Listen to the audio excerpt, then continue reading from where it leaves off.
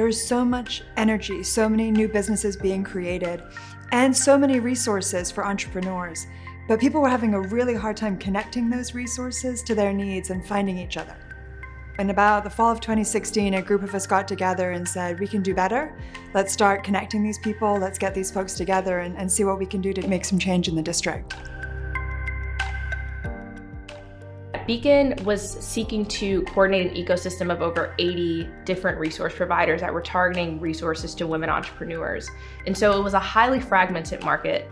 Before we could even act, we had to first really understand what was going on and what was the layout of that ecosystem. We never wanted to replicate the efforts of other organizations. Beacon was designed to be that unifier, that connector, not yet another nonprofit that needs to fundraise, that needs to compete in this space. We got a phenomenal grant from Google to come in and do funding.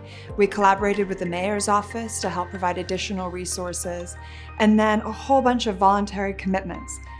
Things like getting law firms in the district to volunteer their time to provide legal training for entrepreneurs. It wasn't a clear structure that people were used to, but that design was very intentional and actually what made it successful because we had that connection and that institutional tie. As the Beacon board grew, it defined its prospectus, it began working in the ecosystem, and now is what you see today.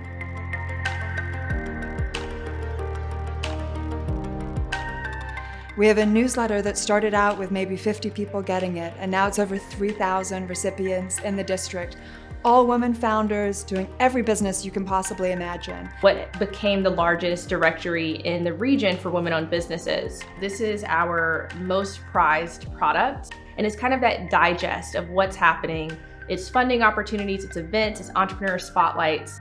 What's been a beautiful thing about that project is that as it's grown over the years, the women in the community are using it as a way to market themselves, to offer discounted services, to connect for different business engagements. Where are the angel investors? Who are the funds? Who are the resource providers for small business owners? And I don't have to waste my time trying to get acclimated. I can just move.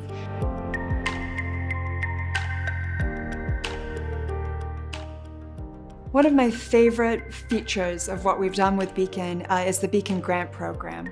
And this was something that we did in partnership with the mayor's office to allocate funds to different organizations across the district. So it's been $100,000 invested. And what's important to me is that it's been invested in the organizations that support women entrepreneurs. So there's this multiplier effect. We put out this call, didn't know who was going to apply, and we had over 75 applications of just the best, brightest ideas of people that are doing the hard work of getting people the support they need.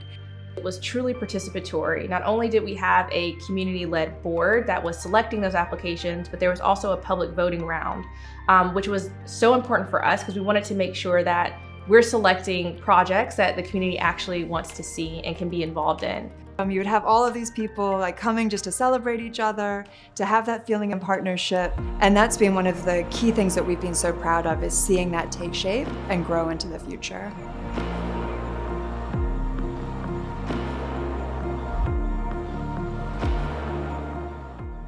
So COVID-19 obviously, took everyone into left field and presented a new set of affairs. How do we respond? What do we do? Because that plan was already in place, we were able to immediately go into how do we support our community?